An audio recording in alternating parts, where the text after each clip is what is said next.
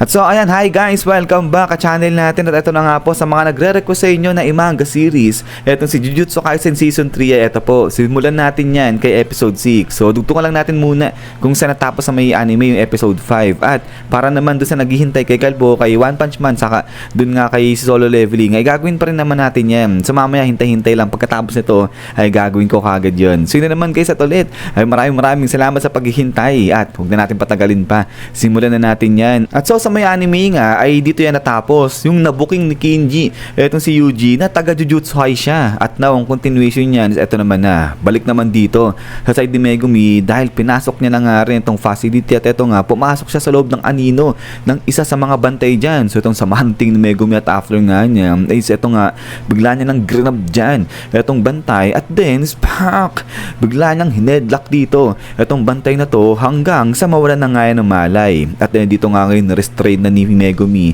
itong bantay, nilagyan ng tape pati itong bibig na to para tahimik lang yan. Pero maya may dumarating pa rito na isang bantay. So ito ay agad-agad tinabi ni Megumi itong isang bantay na nakahilata nga dyan. At din ito nga biglang dali-dali atake ulit ito si Megumi. So parang pumasok ulit siya sa anino na naglalakad na bantay na to. At after nga niya spam, dito dali-dali grenab din ni Megumi. At ayun, tinago niya dito sa may pader na to para hindi siya makita ng CCTV. At so pagkatapos nga niyan ay dito naman sa kabilang banda ay may nakita itong dalawang bantay. Sabi nga ng isang long hair na bantay dito, teka tignan mo yun oh. So may nakita sila dun sa may parang dilim na yon. At labas ngayon dyan itong si Panda naglalaro lang siya. So cute lang dito ni Panda. At eto ngayon sabi nga nung mahabang buhok, teka kumakain ba ng fish sausage, sabi ng ganyan. Pero ito yung kalbo napansin niya ito si Panda, sabi niya teka lang, yung Panda na yan kasama sa tournament yan, sabi ng ganyan. Pero ito nga biglang nag-iba ito nga mukha din ni Panda. At after nga niya pak halasige dito, binanatan ni Panda itong dalawang bantay na to. At ito nga yung bagsak yung dalawang bantay dyan. Ito kinuha ni Panda yung sausage nung mahabang buhok. So kain lang dyan itong si Panda. At so ayan ngayon, akit lang si Panda hanggang pag-akit niya nga nakakita niya na sa may taas itong si Megumi. So yun, happy itong si Panda, kala mo lang nangyari. Pero itong si Megumi talagang nag-aalala siya. Sabi niya nga dyan, Panda Senpai, okay lang ba itong ginagawa natin? Kasi baka raw mamaya yan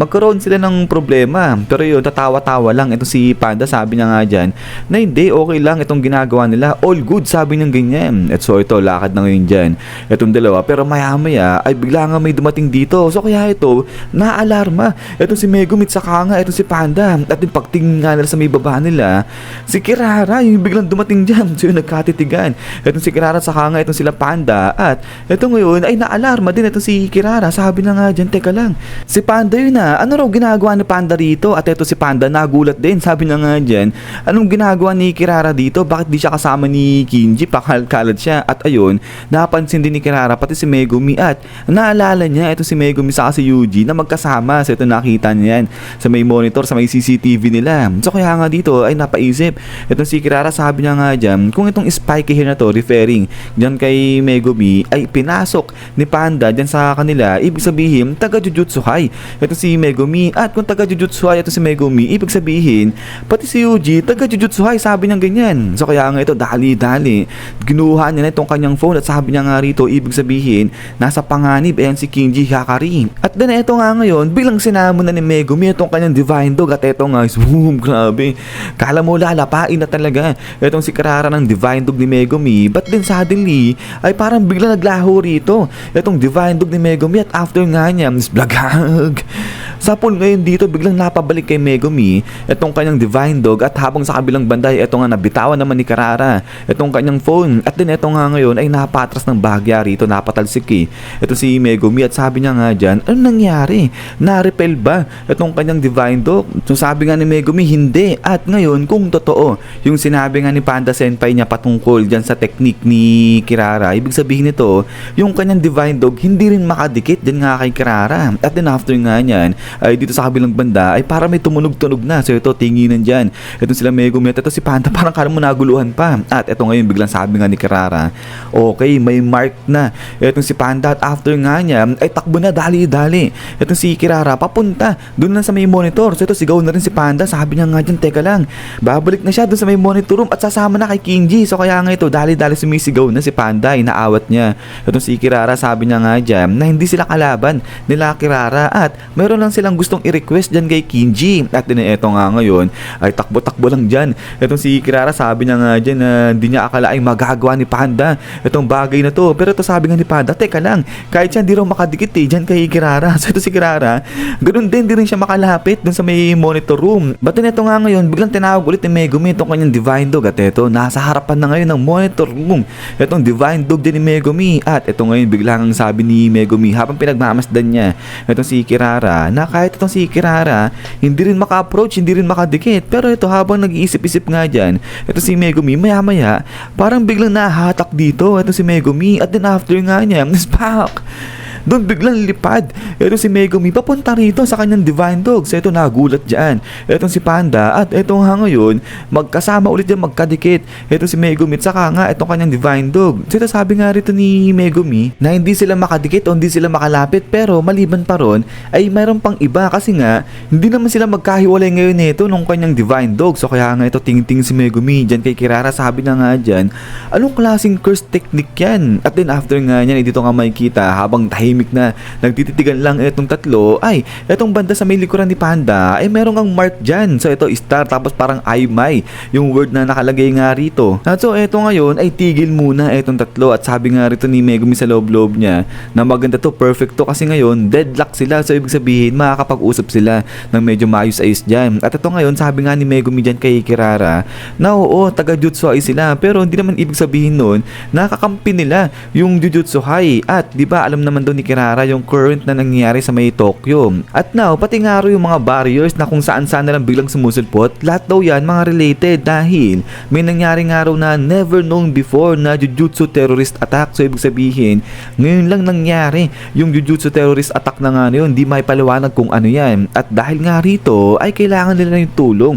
ni Kinji Hakari. At din ito nga ngayon salita na itong si Kirara, sabi niya nga dyan, kasalanan nila yan kasi sila naman yung unang-unang nag-exclude o yung nagtanggal dito kala Kinji. At now, ito ngayon, salita ito si Megumi, sabi niya nga dyan, hindi nga nila kakampi, hindi sila dun sa side ng Jujutsu High. Saka, ano raw ba nangyari sa kanila sa pagitan ng mga higher ups dun sa Jujutsu High? So ito ngayon, ay biglang bubulong-bulong dyan. Ito si Panda, sabi niya nga dyan, nag-aawayan sila nung mga conservative, sabi niyang ganyan. At so ito, paliwanag ngayon ni Panda na yung conservative factions kasi meron lang silang gusto dyan sa Jujutsu High. At ang best example niyan ay etong curse technique ni Nobara. So gusto nila yung conventional lang, yung nakasanayan na curse technique. Pero ang problema nito ay paglipas ng ilang taon, nahaluan, nadagdagan ng mga iba't ibang klase pa na curse technique yung Jujutsu High. So parang katulad nga raw nung cursed video na yun yung sumikat dati. At now, nung naapektuhan na yung Jujutsu High, ay dito na nagsimulang magreklamo yung mga higher ups. At so ito ngayon, salita na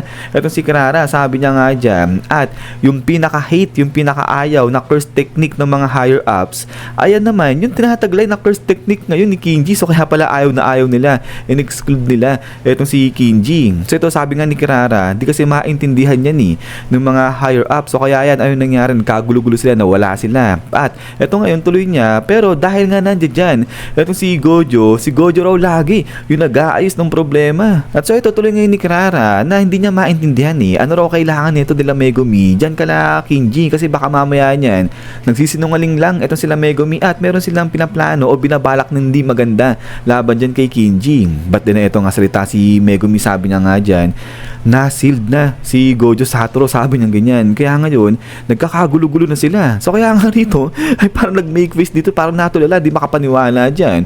Ito si Kirara. At ito ngayon, parang biglang na-despair yung itsura ni Megumi sa kanipanda. Sabi niya, naku, Di siya naniniwala, sabi niya ganyan. At ito nga ngayon, sabi ni Panda, alam niya raw, naiintindihan niya itong pakiramdam dyan ni Kirara na na-sealed si Gojo, sa para kasi imposible yun. But then mamaya, eto nga, biglang pumorma na ng seal dito o ng parang summoning technique. Ito si Megumi at sabi niya nga dyan, etong si Kirara, yung pinakamalapit dyan kay Hakari. At then after nga niyan is boom!